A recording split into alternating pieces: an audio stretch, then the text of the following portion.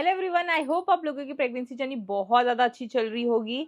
तो मेरी pregnancy journey, जैसे आप लोगों को पता है कि मेरी डिलीवरी हो चुकी है और यहाँ पे ना बहुत सारे लोगों के ऐसे कमेंट्स आ रहे हैं कि आफ्टर डिलीवरी ऐसी क्या चीज़ें करनी चाहिए जिसकी वजह से आपको थोड़ा आराम मिले। और बहुत सारे लोगों के ऐसे भी क्वेश्चन आ रहे हैं कि आपका रूटीन क्या क्या था। तो आज मैं वही शेयर करने वाली हूँ गाइस। तो आप लोगों को जैसे पता है कि मेरी जो डिलीवरी है वो सी सेक्शन से हुई है। बट यहाँ पे डिलीवरी कैसे भी हो, नॉर्मल हो या सी सेक्शन से हो, ख्याल उतना ही रखना पड़ता है।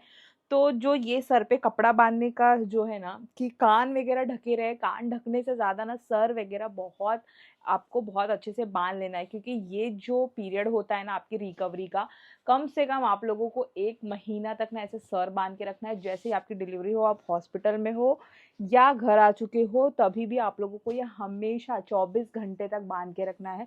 और कहीं पे भी हो, घर में भी वॉक कर रहे हो तो चप्पल पहन के ही रहना है, क्योंकि आप लोगों को अगर ठंडी लगेगी ना, तो वो ठंडी आपके बेबी को ट्रांसफर हो जाएगी अगर आप ब्रेस्ट फीडिंग कर रहे हो तो ये स्कार्फ बांधना बहुत ज़्यादा प्रेगनेंसी में ज़रूरी होता है। उसके साथ साथ ना गाइज, कान वगैरह में ना आपको रुई डाल के हमेशा रखना है। जैसे कि मैं हमेशा 24 घंटे कान में रुई वगैरह डाल के रखती हूँ। वीडियोज़ वगैरह डालते वक्त मैं निकाल देती हूँ। बाकी आप लोग ने देखा होगा कि हर एक वीडियो में मेरे कान में हमेशा कापूस होता ही है। बाकी ये जो स्कार्फ बांधने की मैं बात कर रही हूँ ना, ये बहुत ज़्यादा ज़रूरी होती है। उसकी वजह से आपका सर, अगर आपने नहीं बांधा ना, सर बहुत ज़्यादा पेन होने लग जाएगा। और मैं आप लोगों को यहाँ पे बता दूँ कि ना, आपको ना सर पे हमेशा तेल रखना है, क्योंकि जितना आपका सर है ना एक्चुअली ओपन रहेगा और बिना तेल वगैरह के आप लोग रहोगे ना, तो उतना आप लोगों को, अभी तो चलो ठीक है, एक बार आपको रेस्ट मिल भी सकता है, आपको कोई प्रॉब्लम नहीं हो। लेकिन जैसे ही आपकी थोड़े 1-2 साल जाएंगे ना, आपके फिर हेडेक होने लग जाएंगे, बहुत ज़्यादा प्रॉब्लम होने लग जाएगी।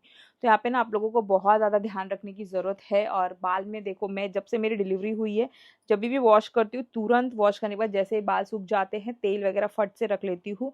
बाकी इतनी केयर करनी पड़ती है ना, कोई भी डिलीवरी, जैसे मैंने बोला आप लोगों का सी सेक्शन हो या फिर आपकी नॉर्मल डिलीवरी हो, जैसी भी डिलीवरी हो, कान में कापूस डालना है, ये बांध के रखना है स्कार्फ वगैरह।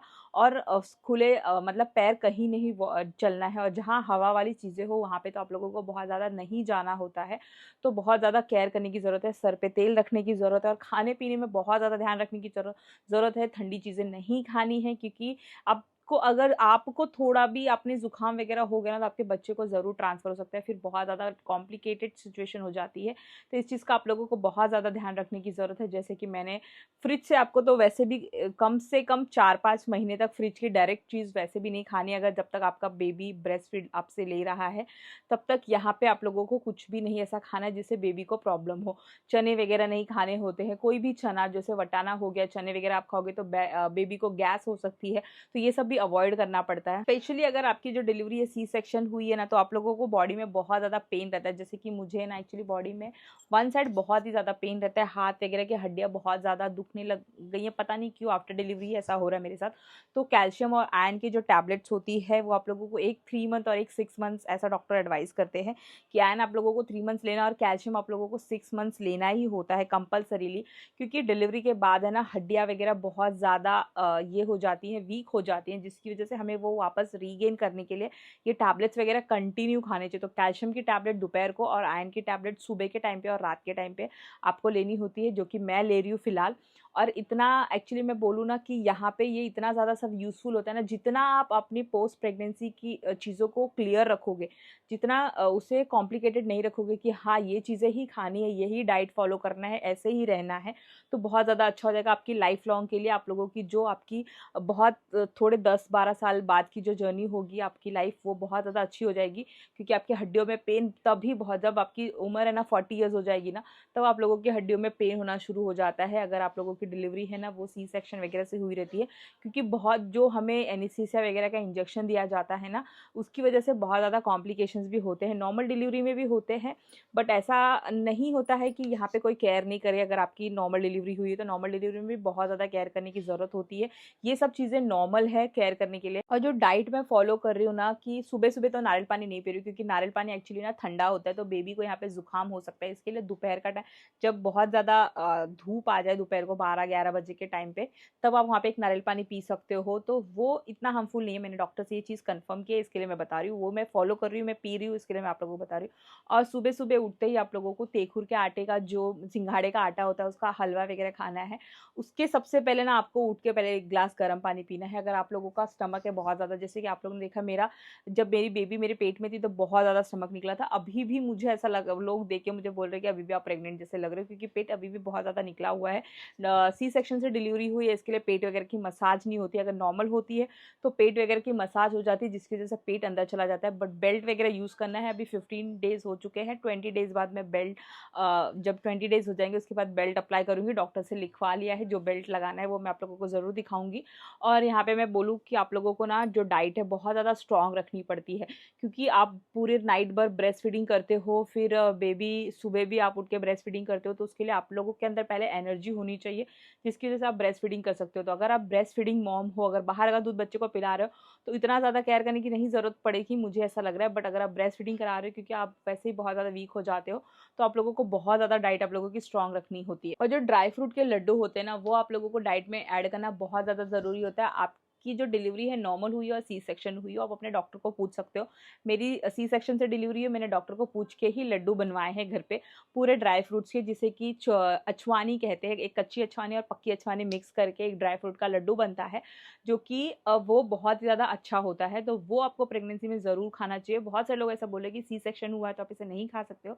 डॉक्टर ने मुझे, जैसे मेरी यहाँ पे डिस्चार्ज हुआ हॉस्पिटल से, वैसे डॉक्टर से मैंने पूछा, हम नेक्स्ट डे से खा सकते हो, ऐसी कुछ भी बात नहीं है। अगर आपको वो चीज़ें पच रही है तो एक बार आप थोड़ा खा के देखो। डॉक्टर ने बोला कि छोटे-छोटे लड्डू खाओ, क्योंकि एक बड़े लड्डू बनाते हैं मोस्टली लोग, बड़े लड्डू नहीं खाने, आपको छोटे लड्डू खाने। तो वो आप लोगों के लिए ज़्यादा नुकसान नहीं करेगा, आपकी जो आपका ऑपरेशन हुआ रहेगा उसके लिए भी कोई हार्मफुल नहीं रहेगा। वो डॉक्टर से मैंने पूछा है, आप भी अपने डॉक्टर से पूछ सकते हो कि खाना है नहीं खाना है, आपकी सिचुएशन में भी कुछ अलग हो तो। बट मेरे को डॉक्टर ने यहाँ पे बोला है खाने के लिए, इसके लिए मैं वो बनवाई हूँ, मैंने वीडियोस भी डाले उससे रिलेटेड, तो वो मैं खा रही हूँ। और वो खाने के बाद 1 ग्लास गर्म पानी पी रही हूँ। और दूध में भी ना ड्राई फ्रूट्स डाल के, उसे उबाल के, मतलब ड्राई फ्रूट्स का मिक्सचर बना लिया है। जो भी ड्राई फ्रूट्स आपको पसंद है, जैसे कि काजू से मुझे एलर्जी है तो वो मैं नहीं डालती हूँ, किशमिश से एलर्जी है वो भी मैं नहीं डालती। बाकी सारे ड्राई फ्रूट्स आपको जो भी पसंद है, मखाने वगैरह, बादाम वगैरह, तो वो सब डाल के मैं उसको दूध को पका लेती हूँ, फिर वो 1 ग्लास दूध पी लेती हूँ। और गर्म पानी मैं पूरे दिन ही पी रही हूँ, जैसा कि आप लोगों को पता है कि मेरा पेट है थोड़ा बाहर है, उसके लिए गर्म पानी पीना सबसे ज़्यादा जो चीज़ें बनाने की ज़रूरत होती है वो होता है चावल। चावल आपको प्रेगनेंसी के बाद नहीं खाना चाहिए, अगर मोस्टली जब आपका सी सेक्शन हुआ हो, क्योंकि पेट है ना, पेट की मालिश नहीं हो पाती है, पेट यहाँ पे बहुत ज़्यादा आगे होता है। तो अगर चावल खाओगे और खाना खाते हो बहुत ज़्यादा पानी पियोगे, तो पेट वैसे ही बाहर ही रह जाएगा, तो यहाँ पे वो प्रॉब्लम हो सकती है। तो अगर आप लोगों को नेचुरली पेट अंदर करना है तो ये चावल वगैरह नहीं खाने हैं। मेरा डाइट जो है ना, रोटी, दाल और सब्जी और सैलड, यही चीज़ मैं कंटिन्यू खा रही जब से मेरी डिलीवरी हुई है, और ये आगे भी मैं अभी 6 महीने तक कंटिन्यू करूँगी यही डाइट, क्योंकि पेट का अंदर जाना बहुत ज़्यादा ज़रूरी है, क्योंकि सब पेट ही बाहर रहेगा तो हमेशा प्रेग्नेंट ही लगूंगी मैं।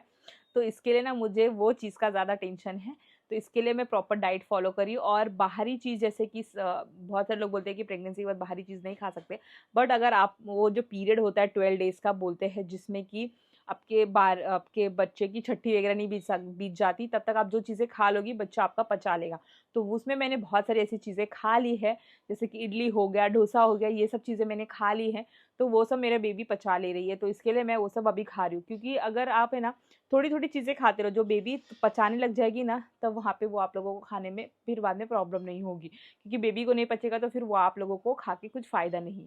और ना डॉक्टर है ना, एक गैस, बच्चे को गैस होती है ना, जिसकी वजह से आप कुछ खा रहे हो, चना वगैरह खा रहे हो तो बच्चे को गैस हो जाती है, उसके लिए ना डॉक्टर एक मेडिसिन लिखते हैं, वो आप उन्हें थोड़ा-थोड़ा पिलाइए। सो गाइज़, मैंने यहाँ पे ऑलमोस्ट चीज़ें क्लियर कर दी है कि पोस्ट प्रेगनेंसी मेरी क्या-क्या रूटीन रहे हैं और डाइट वगैरह क्या रहा है।